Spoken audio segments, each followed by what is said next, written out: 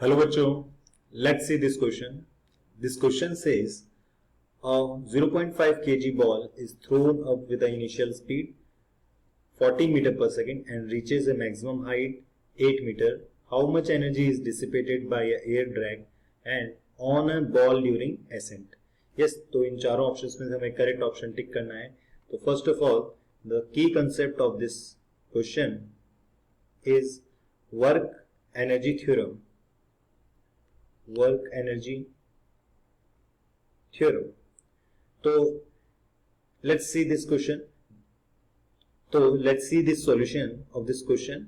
तो सबसे पहले हमें क्वेश्चन में दिया हुआ है कि पार्टिकल या जो भी बॉल है वहां पे उसको हमने वेलोसिटी दी है 14 मीटर पर सेकेंड और उसकी मैक्सिमम हाइट हो जाती है, यहाँ पे रीच हो जाती है. ये फाइनल वेलोसिटी क्या हो जाएगी, मैक्सिमम हाइट पे 0 हो जाएगी. तो वो कितनी दी है, मैक्सिमम हाइट 8 मीटर दी है. तो उसमें कुछ एयर ड्रैग होगा, उसकी वजह से कुछ एनर्जी डिसिपेट होगी. तो जितना वर्क होगा उस एयर ड्रैग का उतनी एनर्जी वो डिसिपेट कर देगा. जस्ट लाइक फ्रिक्शन जो वर्क होता है वो क्या करता है, उसकी एनर्जी को वेस्ट में, मतलब उसकी एनर्जी को कम कर देता है, डिसिपेट कर देता है, यानी वेस्ट कर देता है, मतलब ये हुआ. ठीक है, तो हम लिख सकते हैं work done by all forces, यानी कि work done by air drag plus work done by gravity, क्योंकि ग्रेविटी लग रही है उसको throughout the motion, whole motion की ड्यूरिंग वो ग्रेविटी के अंदर मूव कर रहा है और ये दोनों फोर्स वर्क कर रहे हैं, एयर ड्रैग और ग्रेविटी. उनका work done is equal to change in kinetic energy, right. क्योंकि हमारी वर्क एनर्जी थ्योरम होती है वो क्या होती है, total work done by all forces is equal to delta K, change in kinetic energy.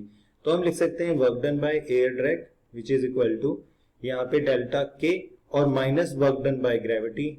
तो delta K minus work done by gravity होती है माइनस डेल्टा यू.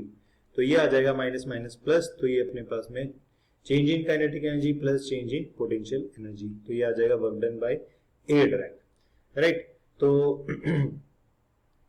तो इसके आगे नेक्स्ट स्लाइड में देखते हैं हम. तो work done by air drag होगा चेंज इन काइनेटिक एनर्जी, तो इनिशियल फाइनल हो गई 0, इनिशियल हो जाएगी हाफ एम. मास दिया हुआ है हमें क्वेश्चन में 0.5 kg, तो मास 0.5 kg और वेलोसिटी इसकी है 14, तो उसका स्क्वायर ये होगी change in kinetic energy plus potential final minus initial.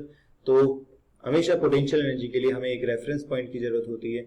तो मान लिया जहां से हमने उसको फेंका है वो ही हमारा रेफरेंस पॉइंट है और जब वो वहां पे ऊपर गया तो उसकी हाइट कितनी हुई 8 मीटर. तो जैसे ही रेफरेंस पॉइंट से ऊपर जाता है तो पोटेंशियल एनर्जी हो जाती है प्लस mgh, राइट. तो ये आ जाएगा माइनस, इसको हम सॉल्व करें तो ये 0.5 को 1/2 ही लिख सकते हैं, तो 1/4 और 14 का स्क्वायर तो 14 इंटू 14, ये भी कट जाएगा, यहाँ पे आएगा 7, यहाँ पे आएगा 7, ठीक है. ये बन जाएगा -40.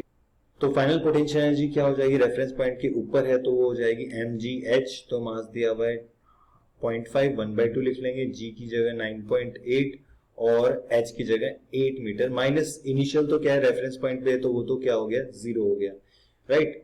तो अब इसके बाद में फाइनली हम इसको सॉल्व कर लेंगे तो ये आ जाएगा -49 प्लस इसको सॉल्व करेंगे तो ये 2 और 8 कट जाएगा 4, तो 9.8 इंटू 4, तो देखो कितना आएगा -49 प्लस इसको सॉल्व करो तो देखो 39.2.